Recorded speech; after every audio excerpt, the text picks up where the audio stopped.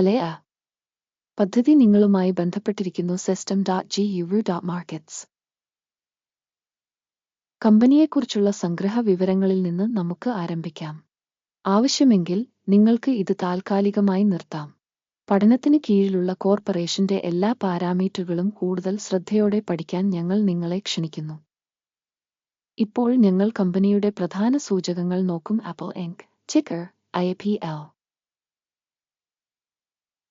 ഈ അവലോകനം 2025 മാർച്ച് 31 വരെയുള്ള നിലവിലെ വിവരങ്ങളെ അടിസ്ഥാനമാക്കിയുള്ളതാണ്. വർഗീകരണം അനുസരിച്ച് ഗുരു മാർക്കറ്റ്സ് കമ്പനി ആപ്പിൾ ഇൻക് ഉപവിഭാഗത്തിൽ പെടുന്നു.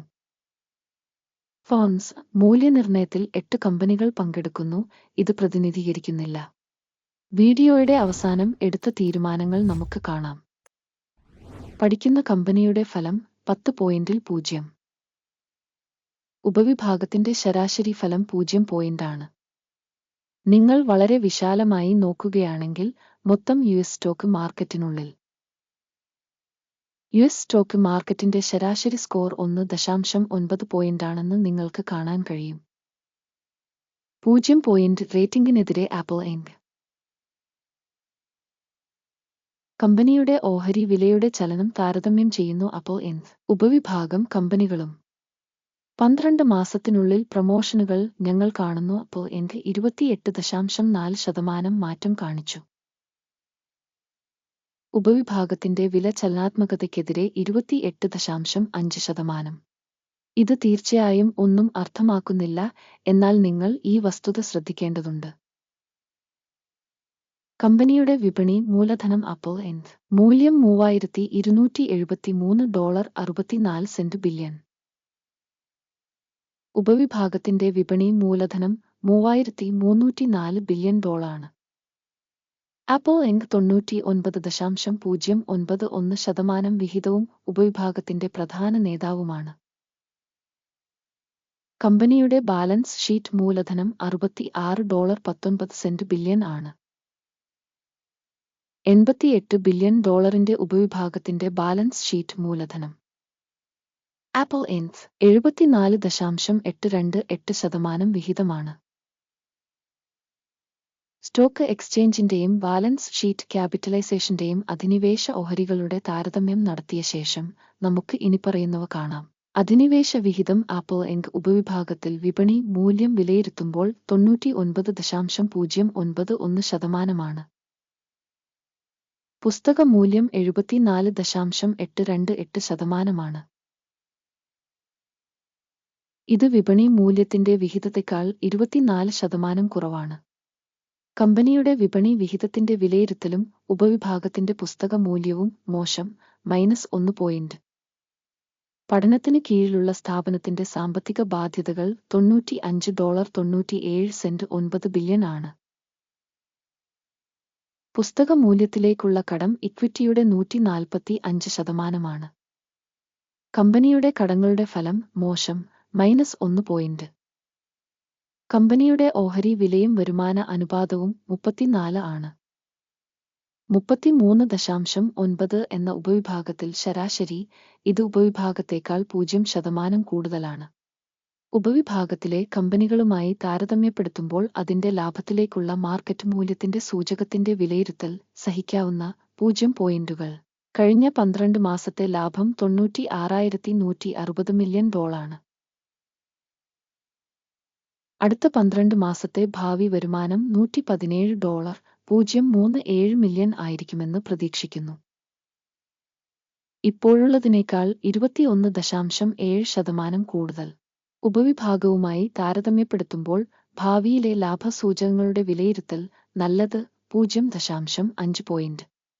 കമ്പനിയുടെ വിലയും വരുമാന അനുപാതവും 8.3 ആണ്. ഉപവിഭാഗത്തിന്റെ ശരാശരി 7.9 ആണ്. ഇത് ഉപവിഭാഗത്തേക്കാൾ 5% കൂടുതലാണ്.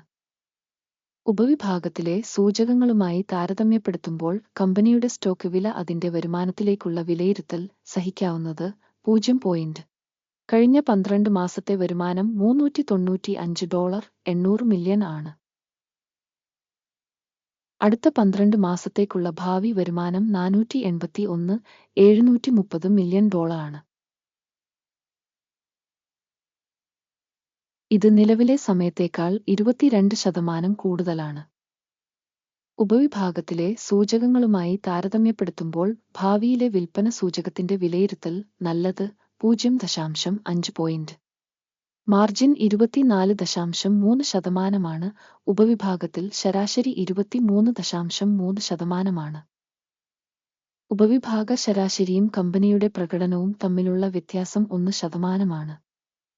ഉപവിഭാഗത്തിലെ സൂചകങ്ങളുമായി താരതമ്യപ്പെടുത്തുമ്പോൾ വിൽപ്പന ലാഭത്തിന്റെ വിലയിരുത്തൽ നല്ലത് 0.5 പോയിന്റ്. ഉപവിഭാഗത്തിലെ ജീവനക്കാരുടെ എണ്ണത്തിൽ കമ്പനിയുടെ വിഹിതം 97.041%.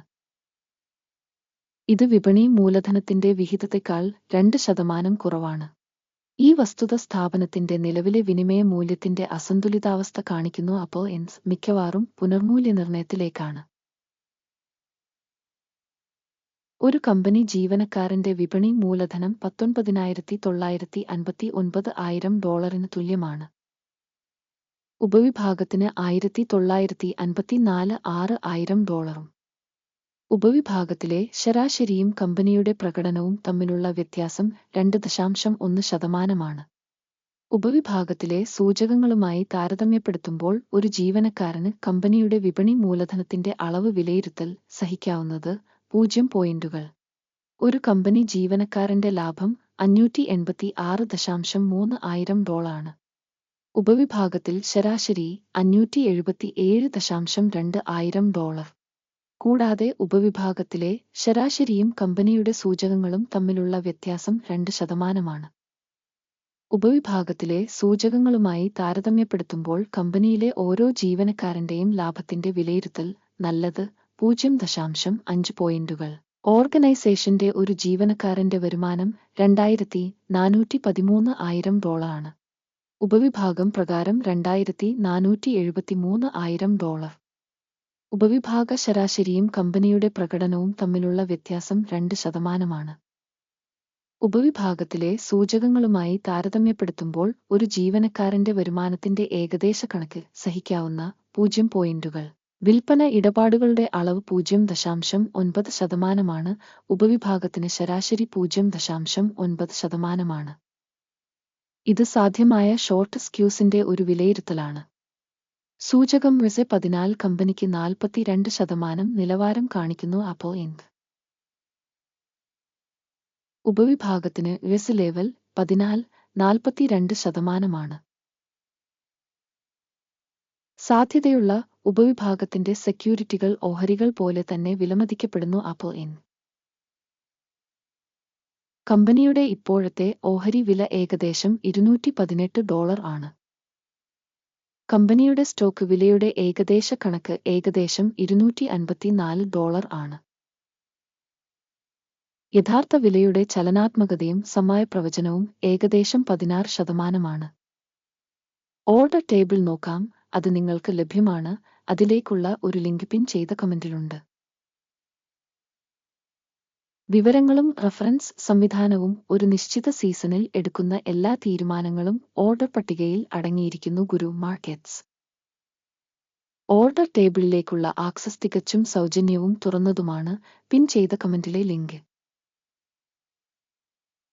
കമ്പനിയുടെ ഓഹരികളുടെ വിശകലനത്തിന്റെ ഫലമായി അപ്പോൾ വിവരങ്ങളും റഫറൻസ് സംവിധാനവും ഗുരു മാർക്കറ്റ്സ് ഇനിപ്പറയുന്ന തീരുമാനം എടുക്കുന്നു. നിലവിലെ വീഡിയോ ഒരു അവലോകനമായതിനാൽ ഓർഡർ തുറക്കരുത്. അവസാനം വരെ വീക്ഷിച്ചതിനും വിവരങ്ങളും റഫറൻസ് സംവിധാനവും ഉപയോഗിച്ചതിന് എല്ലാവർക്കും നന്ദി. ഗുരു മാർക്കറ്റ്സ്